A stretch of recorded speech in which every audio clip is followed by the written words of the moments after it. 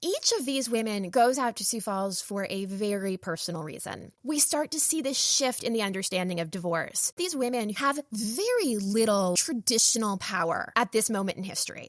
They are not in any of the rooms where divorce and divorce law are going to be debated. They're not in the legislatures. They're not in the judiciary. They're not in the White House. They're not in religious circles. They're not in those conversations, and yet they are driving those conversations.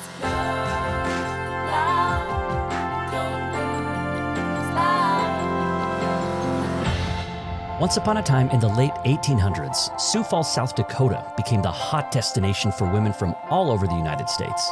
These women weren't coming to see the famous Sioux Falls. They weren't looking for land or to find husbands. In fact, they came to this frontier of the American nation looking to get rid of husbands. They were looking for the fastest and easiest path to get a divorce. Because in the 19th century, it was almost impossible to get one anywhere else. And this wasn't a private process either. It played out in public, in the courtroom, in the press. It was like an old-time TMZ saga. Historian April White says these women were really looking for personal solutions to personal problems, but their efforts helped change divorce laws for the entire country in ways that still matter today. April White joins us now to talk about her book, The Divorce Colony: How Women Revolutionized Marriage and Found Freedom on the American Frontier.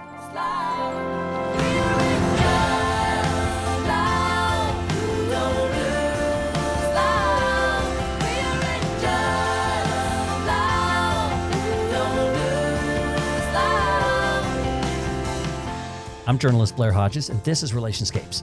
We're mapping the stories and ideas that shape who we are and how we connect with each other so we can build a more just world together.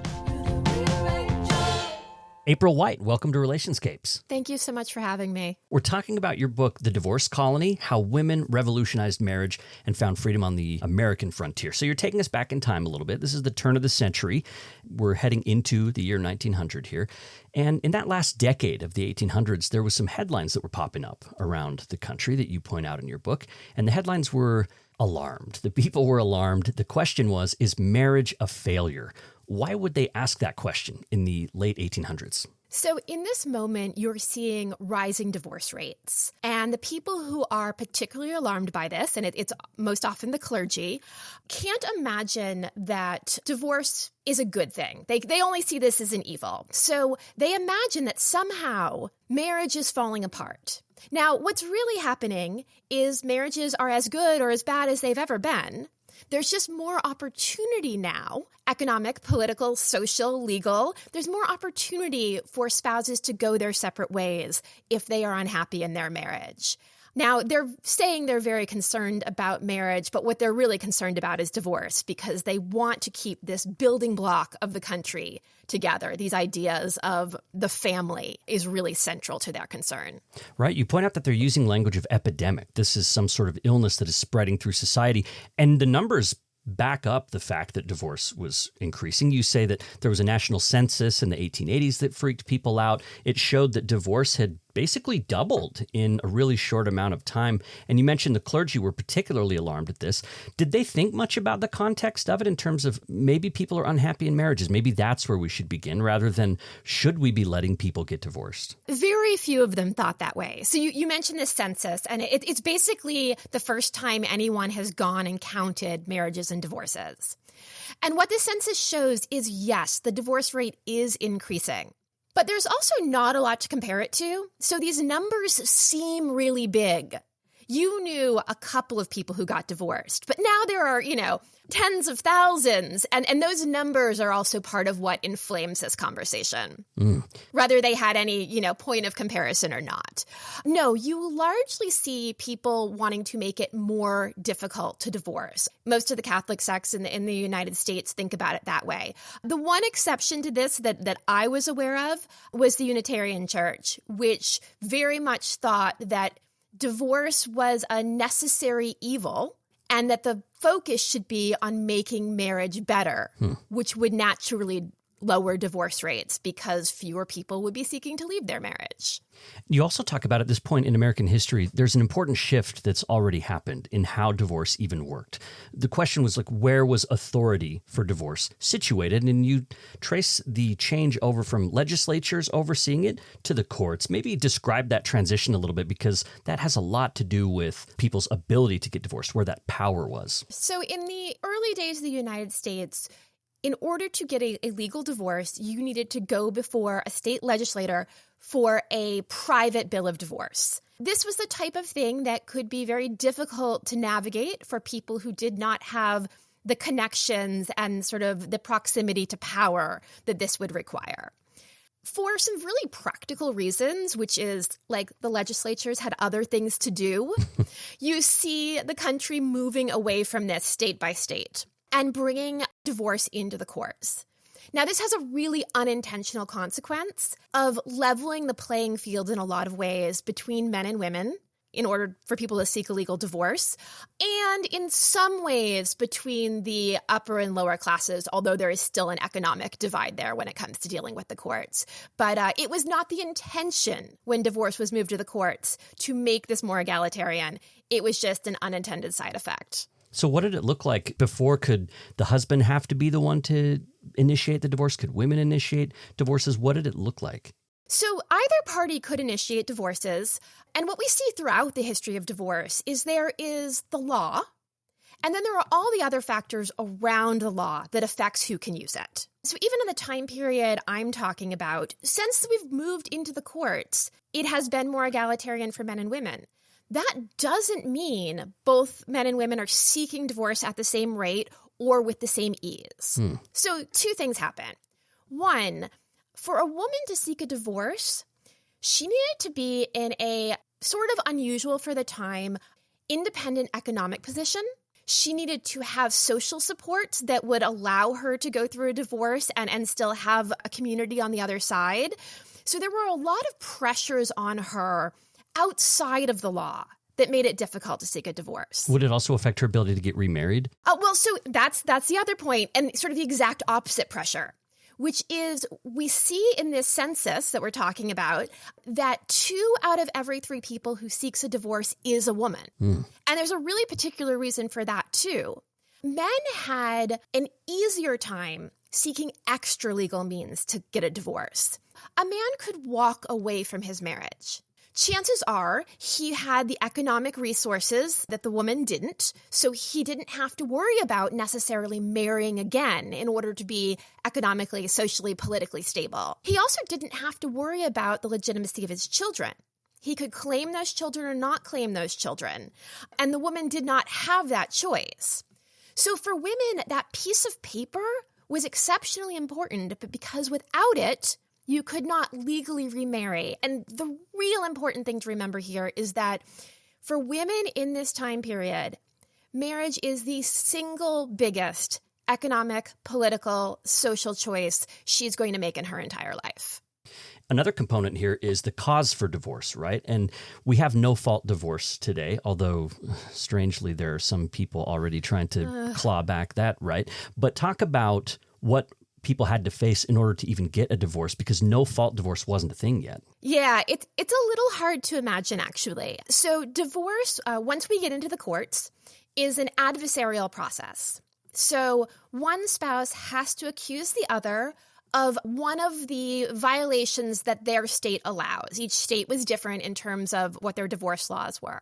And the court needed to find you guilty of that offense. So I may go into court and say, I want to divorce my husband because he has deserted me. I need to prove to the court that that has happened, or the court is going to say, nope, sorry.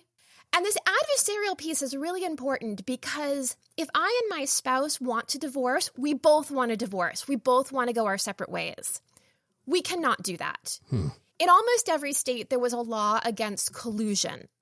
And that meant if you and I had agreed we wanted a divorce, we were already prohibited from doing that. Wow. Now, of course, you see a lot of people working around these laws, but that was the letter of the law. Yeah, they could have off-the-books conversations, like, here's how we're going to play it. Yeah. What were some other differences? You mentioned there was kind of a hodgepodge of laws between states, which was another challenge, right? So what kind of differences, in addition to different causes? So I think New York was one that was really hardcore, right? It was really difficult. There was very specific things. I think you had to prove adultery or something. What kind of differences between states did people have to consider when they were thinking about getting divorced? Yeah, so New York in this time period only allows divorce with proof of adultery. So the only thing I can charge my spouse with is adultery, and I have to walk into court and in some way convince the judge. And there are plenty of cases in which the judge is not convinced, and you remain married to the person that you just tried to divorce. They didn't have like cell phones where they could like, catch people or look at old text messages. I got to tell you, after the time period I write about in the book, you actually see this growth of this industry of actresses that you can hire. Oh, wow. To come in and lie on the stand or to pose for a picture in a hotel room so that a couple who mutually wants to get divorced can. So people went to great lengths to separate when the law did not allow them to. The market had an answer. Exactly. Well, and that's what the divorce colony in Sioux Falls is. So what happens is in the United States, every state has its own divorce laws, and there are sort of two components to that. One is the residency requirement. How long do you need to live in a state in order to fall under the jurisdiction of the court and sue for a divorce? And the other are the causes. What causes can I claim in order to get this divorce? New York, South Carolina, very difficult. Other states, in theory, more liberal, but how those laws are applied are a little difficult. And to the previous point I was making, it's not all about the law. So it also depends on how supportive your community is within that state. That's what ends up making what they called migratory divorce or foreign divorce attractive for those who could afford it.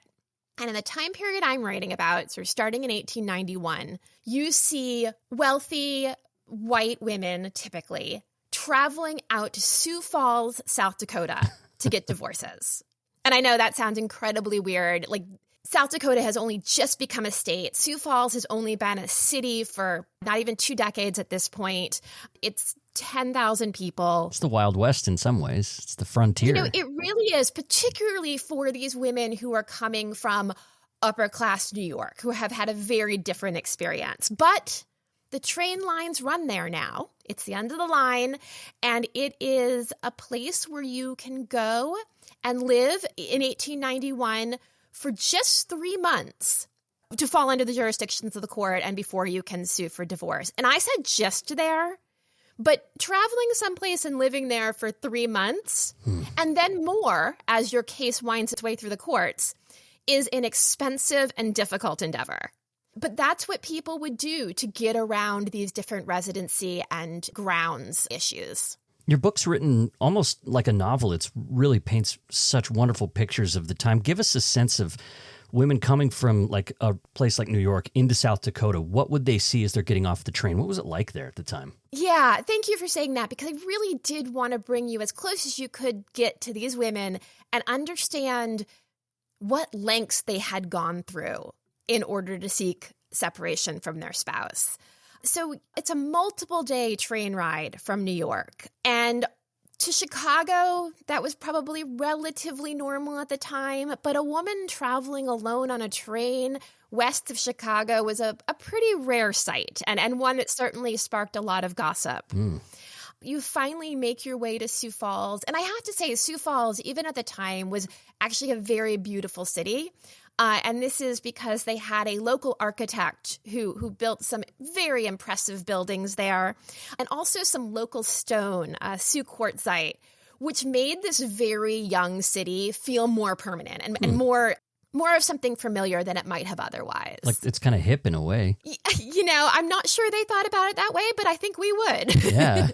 But, you know, when you got off the train, what struck me is the two things you could see most clearly on the skyline of this very young city was the courthouse where you were going to stand in a public trial and be questioned about your marriage.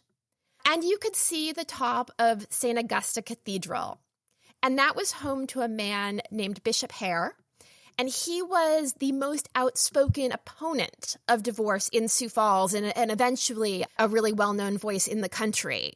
But those were sort of the two opposing forces in Sioux Falls that you could see just as you got off the train. And April, by the way, Bishop Hare seems straight out of Central Casting too. Absolutely. He was quite the character. Someone who was very well respected in the state, had been a missionary there for decades, who truly believed he was preaching in the best interest of his congregants and his city, but in doing so was denying people access to something they really, truly needed. And he was politically savvy, too. He'd been paying attention to how laws in the state were influencing people that were coming into the state, right? Like he wanted Sioux Falls to be where his flock was, this wonderful place where people could grow families and be prosperous and help expand America. There was definitely this manifest destiny kind of feeling there. But then he sees these outsiders coming in, and what he sees is like taking advantage. So talk a little bit more about the divorce laws as they played out in South Dakota that differentiated South Dakota from other states, like, because this became the pilgrimage site for a lot of these wealthier women. Why? What were the laws that were so advantageous there? We had this short residency requirement, and it's easy now when you hear that to think, wow, South Dakota, super progressive in the 1880s and 1890s. No.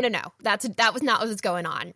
We had seen this actually sort of always on the western edge of the United States, because when you had white settlers coming into a place for the first time, they wanted to build their community. They wanted to attract people, and they wanted people to become a part of the fabric of that community very quickly. So these low residency requirements were about bringing people into civic life, not about allowing them to get a divorce. So again, sort of unintended consequences here. Bishop Hare had been a big part of building South Dakota. He had been, a missionary in the Dakota Territories, very well respected, had spent a lot of time working with the Bureau of Indian Affairs, so had some sort of politicking in him, had also spent a lot of time back east raising money from well-to-do people, largely in New York, among them the Astor family, were basically known as the landlords of New York at the time, incredibly wealthy people.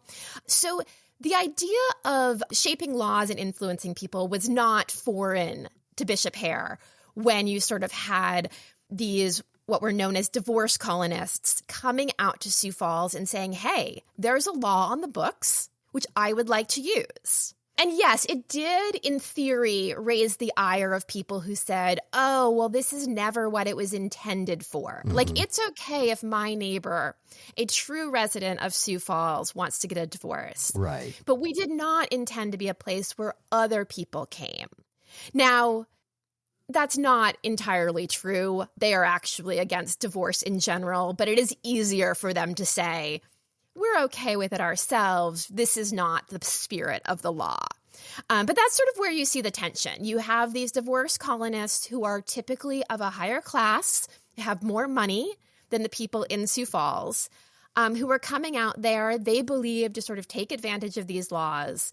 And you have a lot of sort of social tension in the town, in addition to this legal tension around the laws. How about the economy? I'm thinking, like, were there enough people coming out to provide a windfall to the place? Were there people that were like, actually, this is kind of nice because people are going to come stay in hotels, or they might buy stuff when they're out here? Was that an incentive? It absolutely was. And you see that when people first start coming to Sioux Falls. History never moves in a straight line, right? So what we see is, first in the history of the divorce colony, as people start to arrive, there's this idea that maybe this is a good thing. We want more people in Sioux Falls. We want more money in Sioux Falls. One of the things that anecdotally seems to have grown up around these divorce colonists was a robust arts scene in Sioux Falls and the latest fashions that were demanded by these people coming from the East. So in the very early days, you see some entrepreneurial spirit around the divorce colony. But when we have sort of these bigger name women start to come out, sort of mid-1891, the national spotlight follows them. Reporters come to town. They're on the front pages on a daily basis. And very quickly, the sentiment in Sioux Falls turns to, oh, this is a stain on our community. We don't want people to be looking at us like we're a place for divorce. So You still have some supporters in the lawyers, in the hoteliers and restaurateurs, but at least publicly, at least in front of the newspapers, you have a lot of derision towards the divorce colony as soon as the rest of the country is looking at the city negatively. Okay. Before we dig into the particular people, I have one more kind of broad question, and that comes from something you wrote. You say the women who traveled to Sioux Falls were not activists. What was for them an act of personal empowerment and self-determination became an intensely political act anyway. That stood out to me. That was one of my surprise moments. If these weren't necessarily women who were like trying to make some sort of larger societal political point about divorce or women's rights, they were seeking help in their own circumstances, basically, for the most part. Yeah, each of these women goes out to Sioux Falls for a very personal reason. And the only thing each of them is fighting for out there is their own freedom. No one is out there to make a statement. In fact, they would all prefer not to be on the front pages. If they could have done this quietly, they would have. So what you see is each person going to the extreme to gain their own freedom. But in doing so, in the numbers they did, with the attention they did, we start to see this shift in the understanding of divorce. So that was one of the things to me that was so interesting about this story, is you have these women who have very little traditional power at this moment in history. They are not in any of the rooms where divorce and divorce law are going to be debated. They're not in the legislatures. They're not in the judiciary. They're not in the White House. They're not, in religious circles. They're not in those conversations. And yet they are driving those conversations. And I really was fascinated by that sort of alternate path to power. Then there was also an element of sort of entertainment almost about it, right? Because as you said, these were public events. They were covered in the press. It seems like they didn't have true crime podcasts and, like Dateline and stuff like this to watch back then. It seemed like this kind of played that role of people being able to be voyeuristic a little bit into what were supposed to be private matters. Oh, absolutely. This is your TMZ. This is your, grocery store tabloid. This is the celebrity gossip of this time period. Yeah. And people love it. Even those in Sioux Falls who claim to hate the divorce colonists want to know every single thing they do in town. So yeah, I mean, it is the attention that is paid to the divorce colonists that really ultimately ends up shifting the conversation, because you have these people who are opposed to divorce who spend, so the time period of the book is roughly 20 years, from about 1890 to about 1910. And for 20 years, you have these people who oppose divorce saying, this is going to topple the family and therefore topple the country. And yet every day you see this on the front pages and nothing has fallen yet. And so the press really plays a big part in how things shift during this time. That's April White. She's senior writer and editor at Atlas Obscura and author of the book, The Divorce Colony, How Women Revolutionized Marriage and Found Freedom on the American Frontier. Okay, so that gives us a broad overview here. Your book lays out the stakes for us, and then you're going to kind of get biographical. You're going to introduce us to particular women and their stories to let us know how things played out on an individual level. And the first person that you talk about, and I'm probably going to pronounce the name wrong, is Maggie de Stures. How do you pronounce that? That's how I pronounce it. Okay. I can't tell you how she did, but that's my choice. Great. All right. So give us a sense of who Maggie is and why you led off with her story. So Maggie de Stures arrives in Sioux Falls in the middle of 1891, and she tries to do so quietly. But that is just not going to work for her, because she is a niece of the Astor family. And the Astor family, it's this incredibly wealthy New York family who is on the front pages all the time. Maggie had been married to a Dutch diplomat, and about a year earlier, she had disappeared. She had fled from their home in Paris, and for a year, no one had known where she was. So when it becomes known that she is in Sioux Falls, It is on the front pages of papers in Chicago, in New York, in Boston. I mean, this was front page news. Would it be sort of like Paris Hilton appearing someplace? Yeah. I mean, yes, she's been missing for a year, and suddenly she shows up in a small town in South Dakota. That's exactly right. And so it drags all this attention to Sioux Falls. So that's in part why I let off with her.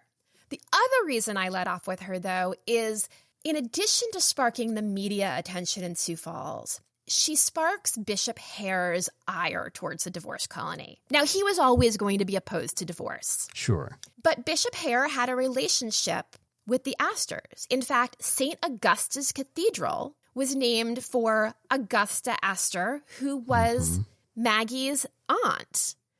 So the idea that Maggie is there publicly seeking a divorce, let's put aside the fact that she would have loved to have privately sought one and was not allowed to, but the fact that she is there publicly seeking a divorce and sitting in his church on Sundays is just a personal affront to Bishop Hare and really, in many ways, sparks him on what will become sort of the effort of the rest of his lifetime, which is to abolish the divorce colony.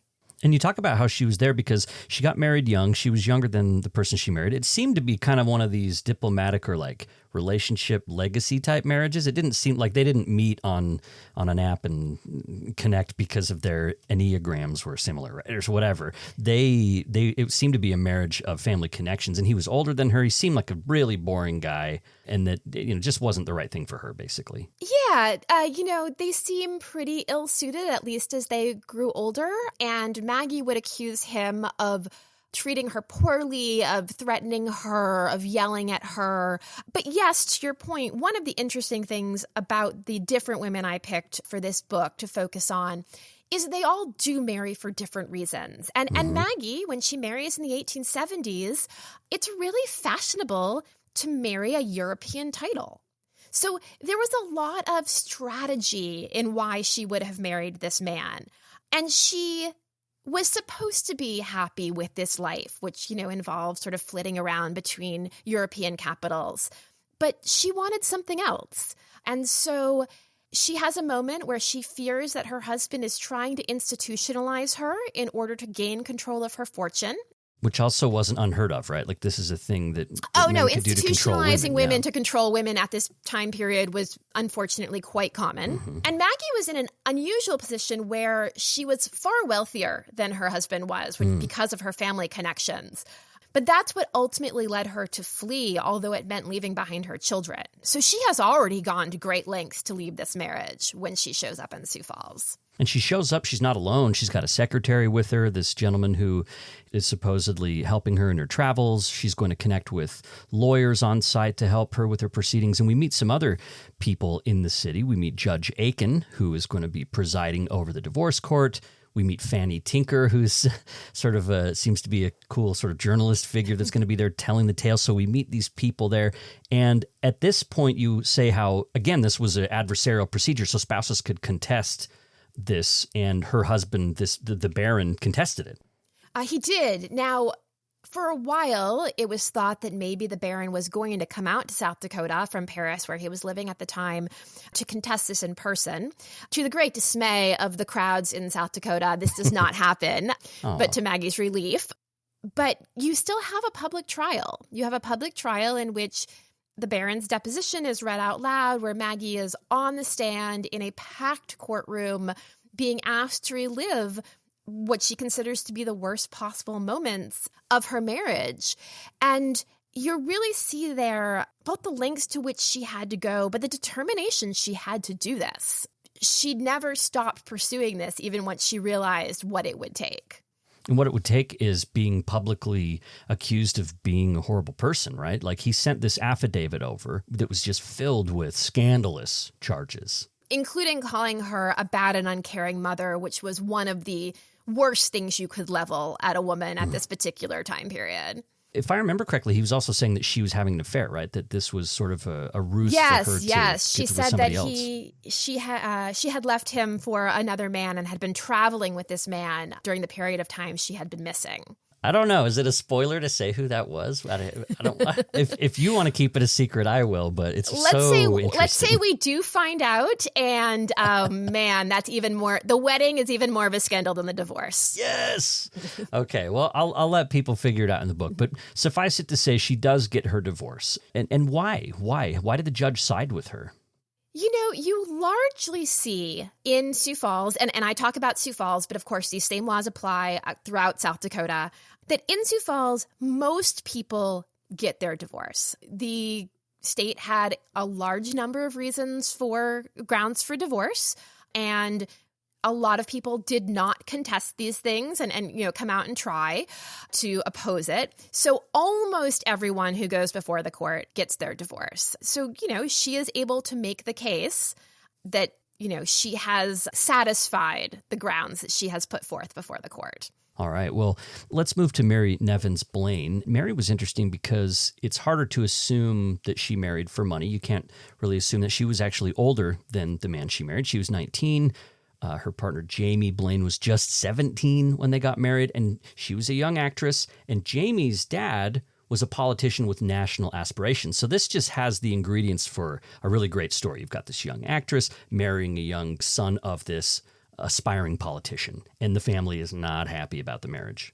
Yes, these teenagers elope just a couple of weeks after they meet, and you marry secretly to the great dismay of both of their families, both the Blaine family. As you mentioned, James Gillespie Blaine is sort of the standard bearer of the Republican Party at this time. He's a perpetual presidential candidate, very well known in the country. And yet Mary's family is also like, we don't know what you're doing with this sort of ne'er-do-well younger son of the Blaine family.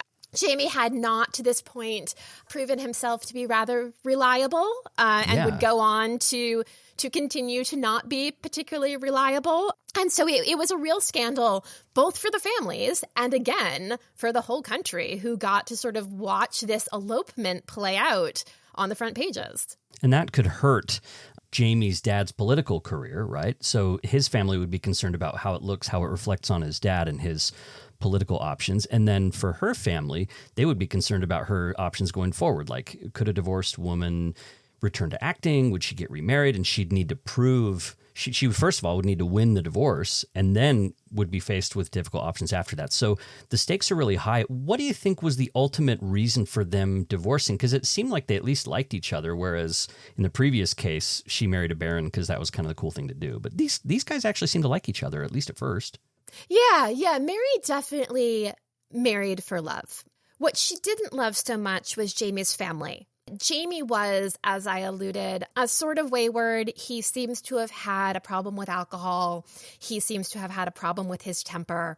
He had not accomplished the same things that his siblings had, and his parents, particularly his mother, kept him very close and really tried to keep him under their thumb, possibly for very good reasons. Yeah. But Mary really chafed at this, particularly at Jamie's mother, who had never come to like her daughter-in-law. Jamie's father, for a period of time, James, did embrace Mary, but his mother never did.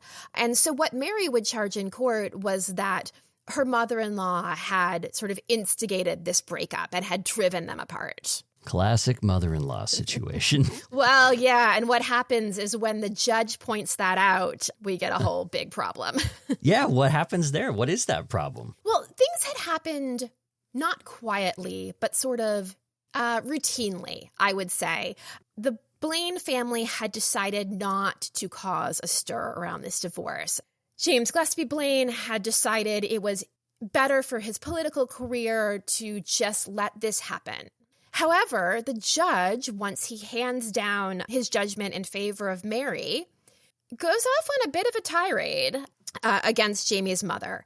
And he doesn't need to do this. This doesn't need to be part of the court proceedings. But he makes it clear that he feels that Jamie's mother was the cause of this. And the press is going to cover that, obviously. The press that's a great story. Very excited about this. And James Blaine has throughout his life been very protective of his wife, and he's also hoping to be the presidential candidate for the Republican Party in 1892. So this is the moment he decides he needs to go on the offense. So even though Mary already has her divorce at this point, James writes an open letter that's, again, printed on the front pages of newspapers across the country, making it clear that it is Mary's fault, and threatens to release her love letters and really is doing everything he can to take down this young 20-something actress, which doesn't seem like a particularly good look for the country's top diplomat and a potential presidential candidate. But there you go. Yeah, that was what was so surprising, is the lengths he was willing to go, because what you're showing here is that the battle over public opinion still mattered. Like, divorce was an issue, right? Public opinion and public thought about how divorce should work really mattered. In this case, divorce was granted. People could move on and still oppose divorce or whatever. But James Blaine, that's when he decided to dig in. As you said, I think there was some protectiveness about his spouse. I would assume there were advisors around him probably saying hey, let's back off a little bit. This might not be the best idea, but yet he pursued. How did Mary respond to that? Because now she's being maligned in the press. He's threatening to publish letters, and he's insinuating there's these bad letters. Basically saying, I got dirt on you and you better back off or else, right? And what's she going to do? She is, and I like her because she seems like such a smart cookie. She is incredibly composed for someone who is taking on, one of the best known figures in the country at this point. And she also releases a letter to the press and basically says, I am a 20-something actress. It surprises me that you would malign me. I am simply seeking what is best for me and your grandson. However, if you insist on releasing my letters, I will release your son's letters. So game on. And she does it in a way that is incredibly effective. I don't think anyone expected this young woman to be able to take on the country's top diplomat. What exactly did she say that carried the day for her that was so savvy? I don't think anyone expected her to fight back at all. I think the fact that she had the wherewithal not to hide, not to bend to this, not to, and I can't speak to her motivation on this, but my thought would be the country already thought poorly of her. Okay, nothing to lose. So she had already been waging this public relations battle, and she was a likable character, but she had also gotten a divorce. She was now a single mother actress. She didn't have a lot to lose in way of her national reputation. So I think that may have emboldened her to sort of take this step, but I don't think anyone expected her to confront him. I think, including James Blaine, I think they thought this was the end of the story. But, Jamie, her ex-husband, had not acquitted himself well. Some people were inclined to believe the accusations against her mother-in-law. So there were a lot of ways in which the more space Mary had to tell her story, the worse it looked for the Blaine family. Also, at this time, we're seeing some federal attention on this. People are trying to pass constitutional amendments to kind of regulate marriage and divorce, and that just wasn't going anywhere. They couldn't get enough consensus to really nail down any kind of national law about how divorce could look. And, we look at someone like Bishop Hale, who's a clergy member. He's opposed to divorce for religious reasons. We might expect him to fight hard for those kind of laws. But we might also be surprised at some of the other allies of that cause. I'm thinking, for example, of Emma Cranmer, who was a women's suffragist and a women's rights advocate, and she was kind of on Bishop Hale's side in feeling unsettled about where divorce law might go. Yeah, so one of the other reasons I wanted to tell Mary's story, in addition to it just being a fascinating tale, was because I got to look at some of these political issues that were coming up at the time. And one of the things you realize right away is that you had people who opposed divorce and you had people who were quiet about divorce. You didn't have a whole lot of people out there saying, yes, divorce is something we need people to have access to. And in that category of opposed divorce, you get what seems today to be some unlikely players. Among them, the suffragists, not all of them, but a lot of them. Part of this is because there was, at least and particularly in Emma's case, there was a large religious component to the suffragist movement and in Emma's case, to sort of the way she thought about the world. But also because there was this fear that the issue of divorce would distract from the issue of the vote. You already had these fears that giving women the vote was going to, in some way, disrupt family life, was in some way going to take women out of the home and put them into the public space. To also be fighting for divorce was to, in some ways, they feared, legitimize that concern.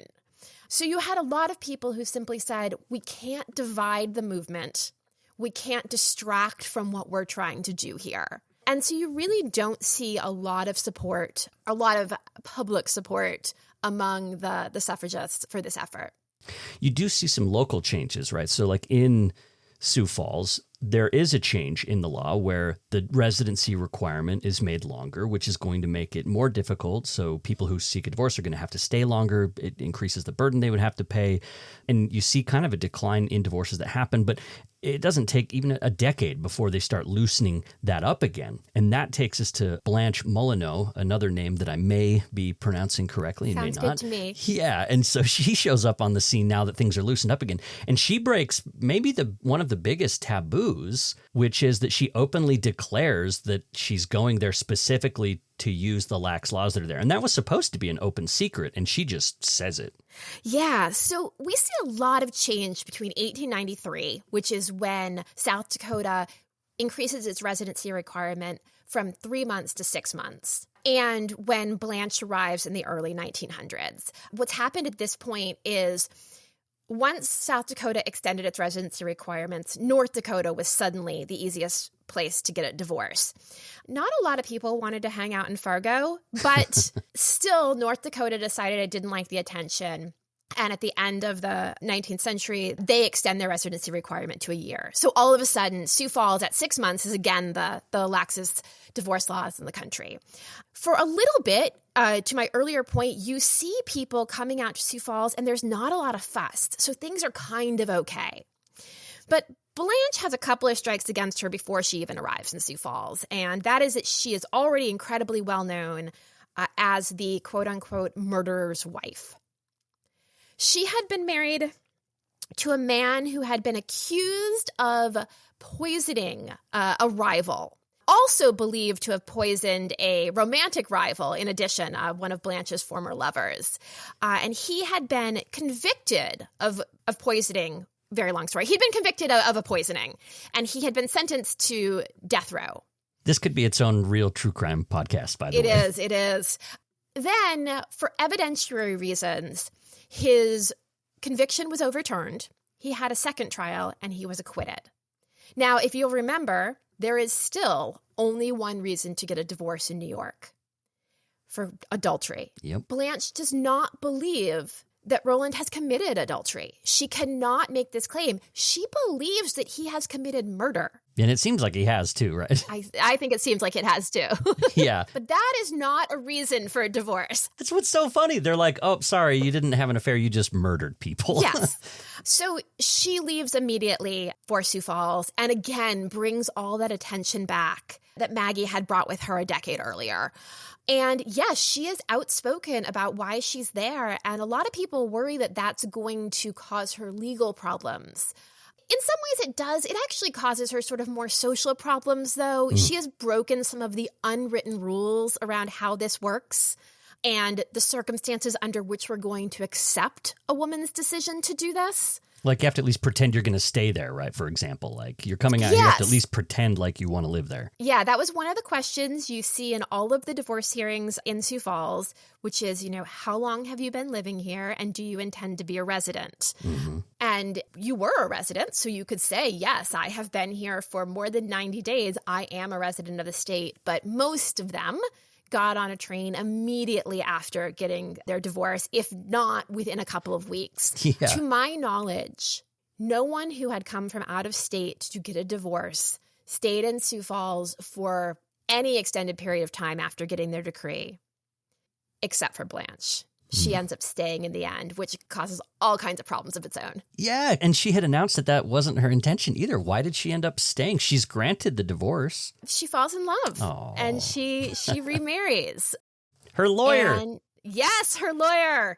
And he is a respected citizen of Sioux Falls. So there is a lot of concern about if she should be accepted into this society as well. Ultimately, she really isn't. She is still an outcast in this community. But she is the one person who does what they had been saying all along they wanted the divorce colonists to do.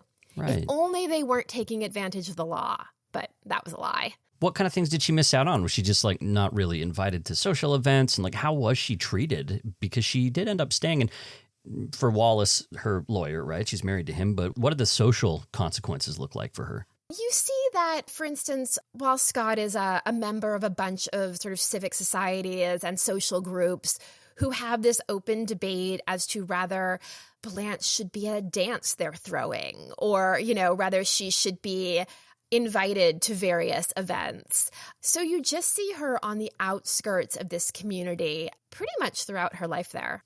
There was also a strange hitch that happened during this trial with the Supreme Court ruling.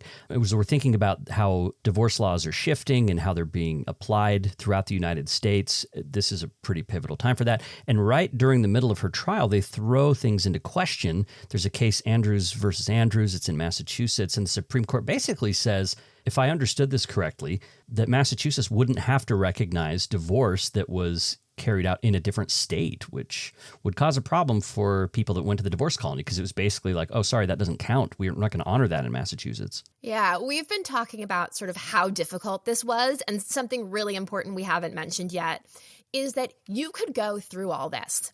You can go and live in Sioux Falls for 6 months, 9 months, a year. You can pay all this money. You can take this hit to your reputation. And still, your divorce decree is actually only tentatively legal. It may not be recognized when you go back to your home state. Now, we see a bunch of cases about this over a period of time. Most of the people who go to Sioux Falls are not worried about this because in order for your divorce to be questioned, your ex-spouse needs to oppose it. Like they need to bring it up in court in the other state. So if you are mutually getting divorce, or even a grudgingly mutual divorce, your decree is never going to come up for question. However, if your spouse has some reason to not want to be divorced, as happens in the Andrews case, it will go up before the court and they can decide whether this is legal or not. There's a lot of consequences to deciding that a divorce is not going to be recognized. You may have remarried. Now you're a bigamist. Yeah, you're double married. Yep. You may have had children. They're now considered illegitimate. Yeah. So there's a lot of chaos that can be sowed. So Charles Andrews, the case that you're referring to, Charles came out to Sioux Falls in the early period of the divorce colony. So right around the time that Maggie and Mary are there. And like everyone else, he goes out for a divorce. He stays for the period of time he's been asked to. He gets a divorce. He goes back to Massachusetts. He meets a woman, he marries her, he has 2 children. His father dies. This becomes important. His father dies, and then not that long later, Charles dies at a young age. And suddenly his first wife thinks, oh, wait a second. There is quite the estate here now because he has his father's money. I should challenge to be the administrator of his estate, to be his legal heir. And she does. She takes it all the way up to the Supreme Court, and they find that South Dakota did not have the necessary jurisdiction, and therefore the divorce is invalid. His second wife is not his second wife. His children are not his legitimate heirs. And his first wife, Kate, is heir to the fortune.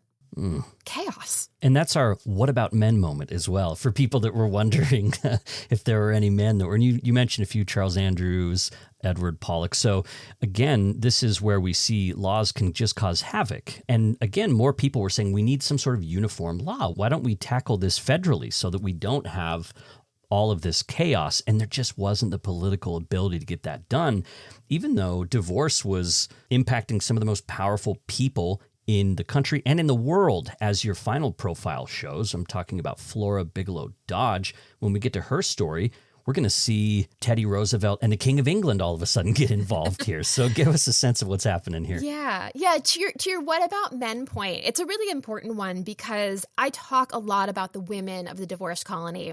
And it wasn't only women who went to Sioux Falls. But as we talked about earlier, women had more of an incentive to go great distances to get a divorce. And they also caused more of the consternation. I'm not saying that people who opposed divorce were thrilled when men got divorces, but it didn't lead to the same panic that women taking this step did. Golly, I wonder why. We've not seen that since, certainly. Yes. Yeah, so when we get to Flora, what I like about Flora's story is it feels sort of really modern to me. Flora marries young, grows apart from her husband. So far as I can tell from the historical record, neither hated the other. None had done an unimaginable wrong. They were just unhappy. Yeah, like marriage for personal fulfillment rather than for all these other reasons. Right. That's a change in what marriage was. Absolutely. We really see that. I mean, it was a longer time period, but we really see that over the course of this book, the ways in which what we thought marriage should be changes. But yeah, Flora is simply a well-known New York socialite and author. She is well-liked. When she decides to get a divorce, everyone sort of thinks, well, that makes sense. Her husband's not all that spectacular. She's way cooler. And she has lots of connections, and her family does, both in New York and on the East Coast and in England. And so you sort of realize the extent to which it's not unusual that divorce is affecting these very prominent people, because divorce is affecting everyone. This is sort of, over the course of the 20 years I'm talking about, become more of a commonplace, both activity, but just something we understand to be a part of society. Especially for white folks, right? Your book is attuned to the racial dynamics of this, because this is a very privileged situation at this point. Yes, absolutely. I mean, when it comes to talking about Black husbands and wives of this era, it's only very recently that Black people have been allowed to marry in a lot of places. So it's a very different dynamic, and the economics of divorce and the opportunities for women play a huge issue. So yes, it's a very different story for people who are not wealthy and white. Okay, and so to pick up, sorry to interrupt, to pick up where you left off, you were basically talking about that shift in sort of what marriage was culturally, and so we're starting to see someone like Flora who is separating for fulfillment, sort of. But she had connections to powerful people, and so that's how the President of the United States and ultimately even the King of England sort of enter the story as well. Yeah, one of the things I wanted to talk about through Flora was the social change. Part of that is because Flora very much decides that she wants something that she believes no one has gotten before, and that is what she calls a dignified and legal Dakota divorce. The legal piece, we discussed already how that's a little challenging because no one quite knows what the rules are. But the dignified piece, Flora decides she is going to make friends in Sioux Falls. She is going to make herself a part of that community. She is going to show those people what she has to offer. She performs concerts at the prison. She conducts the city census. She helps raise money for a new furnace at the church. She's really going to enmesh herself in this community. And if it means that she needs to stay there forever in order to have a legal and dignified divorce, she is prepared to.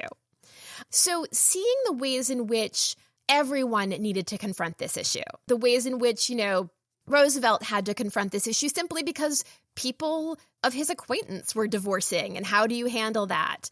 The ways in which divorce was still a real anathema to some, which is how the King of England comes in. He's basically legitimizing Flora after her new marriage when her in-laws don't like her very much. But we really see the ways in which society is dealing with this through Flora's story. And the president, he's sort of publicly, he's a bit like traditionalist. I think he needs to perhaps maintain a facade of supporting, quote, the family, quote, but behind the scenes is also much more sympathetic to the idea of divorce. And he wants a uniform model law. He's the president, again, can't get it done. How do things sort of develop then for the rest of the century, taking us up to the present where we still don't have necessarily like a federal law that says exactly how things should work? So, for example, where does no-fault divorce come into things? We raised the idea earlier of this question of, could we have a constitutional amendment that gave the federal government control of marriage and divorce? Could we get all the states to sign on to a uniform divorce law? And there's a bunch of reasons why that doesn't work out so well for anybody. One of them, unfortunately, is the idea that if the federal government had control of marriage and divorce, the southern states fear at this time that they will allow interracial marriage. Mm-hmm. So, there were even bigger concerns than divorce out there for some. But, what we start seeing is acceptance of reality. The idea of very disparate state laws is causing a lot of havoc. You don't know what's accepted where. You have these people crossing state lines to gain access to a right they wouldn't have in their states. And you basically have people circumventing the laws of the states they live in. And governments slowly start to realize that that's not that useful to them. If their population is using extra legal means or leaving the state to seek freedom from their marriages, then that state government no longer exercises any control over marriage and divorce. And they want to have control over marriage and divorce. So you start seeing states recognizing that this is going to happen. And if they want to say and how it happens, they are going to have to allow for it. And that's sort of how we start seeing this shift, eventually to no fault. But slowly start seeing this shift to this is going to happen. How do we shape that in a way we want to? And it wasn't even until 1970 that no-fault divorce became legal, and that was in California, so that's pretty late in the game. We see that, I assume every state has no-fault divorce. Every state has a version of no-fault. Those are slightly different, but similar enough that migratory divorce is not a particular issue anymore. Okay. I didn't get a sense either from the book about your own personal stakes in it. Were you doing any sort of work on your own personal background and being interested in this topic? No, I've never been married, so this is a sort of a whole new issue for me, writing about marriage and divorce. But I will say that one of the really fascinating things to me personally as I was researching this was realizing just how recent it was that I could make a decision not to be married. You see that these women in the book, those who go to great lengths to divorce, almost all remarry because that is really the only choice they can make for a stable life.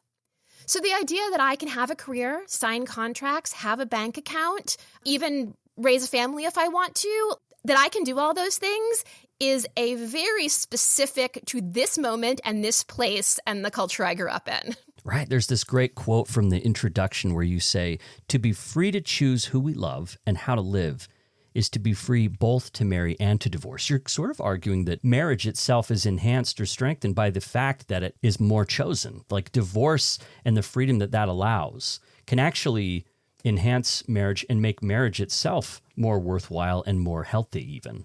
Yeah, I mean, we spent a lot of time as a country thinking about this when we were talking about same-sex marriage and, ultimately when Obergefell came out of the Supreme Court, this idea that choosing who you are married to is incredibly important. But you can't choose that if you can't also divorce. And so I like thinking about access to divorce in that same arc of Loving and Obergefell, in the same way we say, oh, yes, you should be allowed to make the intimate choices of your life without the interference of the government. And it was great to see those attitudes arise early on, even at the turn of the century. You mentioned earlier Unitarians who were talking about divorce, and a Cornell University professor who basically said, look, the rising divorce rate actually suggests a rise in expectations of what marriage ought to be. In other words, we're increasing our standards. This is a signal that people want more out of marriage and that people want marriage itself to be better.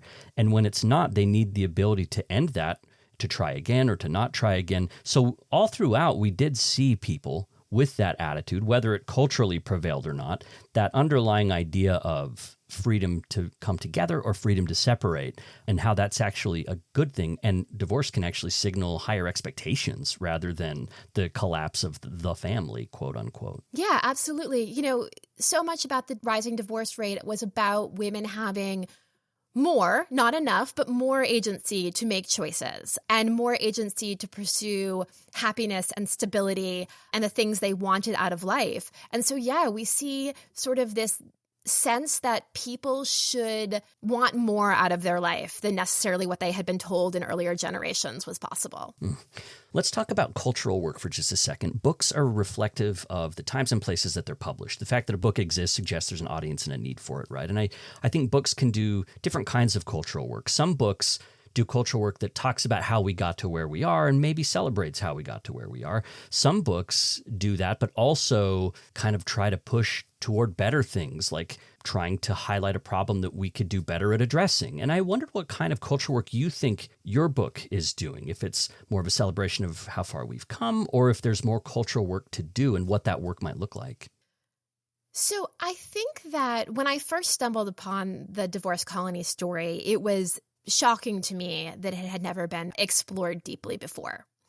And I gave that a lot of thought. And I think one of those reasons is what you're alluding to, which is how we think about history and how we think about what's important. So for me, in this moment, it was obvious that we needed to be asking questions about the ways in which women had agency or didn't have agency, the ways in which, they could shape and influence power or have power, and the ways in which they couldn't. That was not something that was understood in earlier versions of how we thought about divorce. And that's the reason this was sort of a footnote to that. So I think that what I'm trying to do with this book is in part just say there's a lot of history that we have not explored through the lens of how we understand the world today. And if we go back and ask questions in this sort of broader, more open-minded lens we have today, where we understand that the people who helped on, and did the digging and had the local knowledge in archaeological digs were actually just as important to the discoveries we've made in archaeology as the celebrated Englishmen who showed up in Egypt, right? So the more we understand the important players and that everyone brought something to our history, I think, changes the way we think about our history. So I really like books. And what I tried to do here was to go back and say, what did we miss because we were looking at the world through the specific lens of the 30s or the 50s or the 70s? What can we understand now because we've been sort of given more tools and have more questions to ask? And I think it's just helpful to get that historical perspective because it also opens up possibilities for the future because we can see how things played out in the past and how there were different possibilities and different people with different concerns. So I also like to use history that way as forward-thinking, history for the future. And history is a way to expand our imagination about what possibilities are out there. That's why I wanted to do this book. I'm trying to feature things from different time periods and look at history and look at sociology and look at all these different ways because I want people to sort of expand that imagination. And your book really does a good job helping us do that. Thank you. Yeah, that's April White. We're talking about the book, The Divorce Colony, How Women Revolutionized Marriage and Found Freedom on the American Frontier. She's a senior writer and editor at Atlas Obscura, and she's previously worked as an editor at Smithsonian Magazine and has kind of been all over the place publishing really great work. The last thing I want to ask is a little segment called Challenge, Surprise, Regret, April. And this is a chance for you to think through doing this book. A book is a big project. It's a big investment of time. And I found that a lot of people change during that process or discover new things. So was there anything as you were doing the book that challenged you, that challenged some of your previous thinking, that maybe some of your biases that were challenged, or something that surprised you that you totally didn't expect? Or maybe something that you regret or that you would change about the book now that it's out in the world? I would definitely say that one of the challenges was thinking about the idea of independence. So I think that when I tell this story to people, as I was through the book process, everyone got really excited about how independent these women were to seek out divorces. And then they got quite disappointed to hear that they remarried almost immediately. Yeah. And I was probably inclined to that point of view initially, having given it very little thought, and then realized, how important the idea that independence is doing the thing that you wish to do. That it wasn't about striking off on their own in the world if that's not a thing they wished to do. Or that they could do, perhaps. Or they could do, yeah. But it was about making your way in the world the best that you could. And so it wasn't a challenge to their independence that they remarried. Many of them remarried because they loved the person they were remarrying. Others did so because it would allow them the life they wanted to live. But independence didn't mean striking out on your own. Independence meant making your own choices. And that was definitely something I did not arrive at in the early stages of my research. I will say that I was surprised. We mentioned that many of these women came from similar socioeconomic backgrounds, wealthy and white. I was still surprised how different their stories were, how different their stories were as to why they married, how different their stories were as to why they were divorcing, how different that path could be if they had a supportive family member in their life or not, if they had income or not, just how many different challenges these women faced, even though they were coming from similar social circles, even sometimes like had literally been the person who it told the next person who came how to do this. So I really enjoyed, quote unquote, meeting each of these women, so many of them who ended up on the cutting room floor or in the footnotes because I couldn't bear to part with their stories. But I really enjoyed being able to hear those stories, largely because I wasn't sure I'd be able to. Tracing women through history is not the easiest thing to do. So to be able to meet so many of those women was wonderful. In terms of regrets, aside from some misspellings, nothing yet. But the book has only been out a little under a year. And to my earlier point about the ways in which how we think about history changes, I am absolutely certain that when I look at this book in a decade, I'm going to realize there were so many questions I didn't ask and so many things I didn't interrogate that I should have. So maybe we'll do an edited version a decade from now where I correct some of those things. Yeah, that's how history works. Thank you so much, April. This has been a great conversation. Again, I recommend people check out the book, The Divorce Colony by April White. Subtitle is How Women Revolutionized Marriage and Found Freedom on the American Frontier. April, thanks for talking about the book today. Thank you. I really enjoyed this.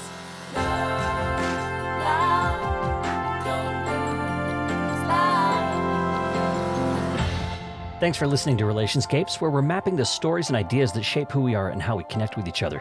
If you're enjoying the show, I hope you'll take a few minutes to rate and review it in Apple Podcasts. Bonus points if you recommend the show to a friend, because word-of-mouth advertising is actually the #1 way that independent podcasts like mine grow.